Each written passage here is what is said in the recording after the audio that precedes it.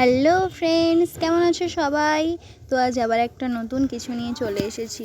তো এই গরমে তো আইসক্রিম সবারই খেতে ভালো লাগে, কিন্তু সবসময় এত দাম দিয়ে কিনতে পারাটা সবার সম্ভব হয় না। তো আজ বাড়িতেই কিভাবে আইসক্রিম বানাবে, তাও আবার এই গরমের স্পেশাল ম্যাঙ্গো আইসক্রিম, তাই তোমাদের দেখাবো। তো প্রথমে আমি এখানে কতগুলো আম নিয়ে নিয়েছি। তো আমগুলোকে স্লাইস করে কেটে ওর ভেতরের অংশটা মানে পাল্পটাকে আলাদা করে নেব। তো পাল্পটাকে আলাদা করে নেওয়ার আগে আমি আমগুলোকে এরকমই কাট লাগিয়েছি, মানে দেখতে সুন্দর লাগার জন্য, আর কিছু না। তারপরে দুটো স্লাইসকে আলাদা করে রাখবো, এটা পরে কাজে লাগবে, তোমরা অবশ্যই দেখে বুঝতে পারবে কী জন্য আলাদা করে রেখেছি।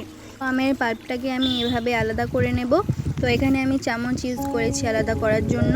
তারপর সব আমগুলো থেকে এইভাবে পাল্পটা নিয়ে একটি পাত্রে রেখে দেব। তো সব আমগুলো থেকে এভাবে নেওয়া হয়ে গেলে এখানে আমরা আঁটিটা ইউজ করিনি, মানে করেছি একটুখানি করে বের করে নিয়েছি। আঁটি থেকে তো আর বেশি বের করানো যায় না। তারপরে দেখো এইসব ইনগ্রিডিয়েন্টসগুলো লাগছে এখানে। তারপরে একটি মিক্সিং জারে আমের পাল্পটা দিয়েছি। তারপরে একটা ফুল ফ্যাট মিল্ক, আমি এখানে পাউডার মিল্কে জলে গরম করে গুলিয়ে দিয়েছি, তোমরা চাইলে এমনি নর্মাল মিল্কও নিতে পারো। তারপরে খানিকটা চিনি অ্যাড করেছি ও শুকনো পাউডার মিল্কটাও অ্যাড করেছি, দিয়ে মিক্সিং জারে কিছুক্ষণ ঘুরিয়ে নেব। দেখো কত দারুণভাবে এটা সফট একটা ক্রিমি একটা টেক্সচার তৈরি হয়েছে।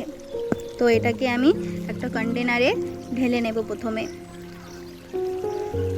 তো একটা কন্টেনারে ঢালা হয়ে যাওয়ার পরে আগের যে দুটো স্লাইস আমি আলাদা করে রেখেছিলাম, সেটা থেকে ছোট ছোট টুকরো করে তুলে নিয়ে ওর ওপরে একটু ছড়িয়ে দেব, দেখতে জাস্ট সুন্দর লাগার জন্য, আর কিছু নয়, কোনো টেস্ট আলাদা করে এখানে আসবে না। তারপরে ঢাকনা চাপা দিয়ে কিছুক্ষণের জন্য, মানে 5-6 ঘন্টার জন্যে আমি ডিপ ফ্রিজে এটাকে শিফট করে দেব। তারপর 5-6 ঘন্টা পর বের করিয়ে দেখো খুব ভালোভাবে জমে গেছে, একটা ক্রিমি ক্রিমি ভাবও আসছে, খেতেও বেশ দারুণ লাগছে। তো তোমরা বাড়িতে এমন অবশ্যই ট্রাই করো, তেমন খুব কম দামেও হয়ে যাবে আর খুব তাড়াতাড়ি ইনস্ট্যান্ট বানানো যায়, আর স্বাদও দারুণ হয়। অবশ্যই ট্রাই করো। আজকের মতো টাটা এখানেই।